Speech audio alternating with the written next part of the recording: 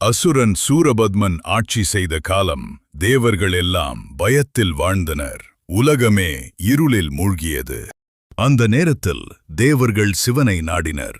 சிவன் கண்களை திறந்தார். ஒரு புதிய சக்தி உருவாக தீர்மானித்தார். சிவனின் 3வது கண்ணிலிருந்து 6 தீப்பொறிகள் பிறந்தது. அது உலகத்தை காப்பாற்றும் சக்தி. அந்த தீப்பொறிகள் சரவண பொய்கையில் குழந்தைகளாக பிறந்தது. அன்புடன் அவர்கள் வளர்க்கப்பட்டனர். பார்வதி தேவியின் அருளால் 6 குழந்தைகள் ஒன்றானது. 6முக முருகன் உருவானார். இளம் வயதில் பெரிய பொறுப்பு. முருகன் சற்று தயங்கினார். ஆனால் தந்தையின் வார்த்தை அவரை உறுதியாக்கியது. ஒரே வேளை வீசிய முருகன் சூரபத்மனை மாற்றினார்.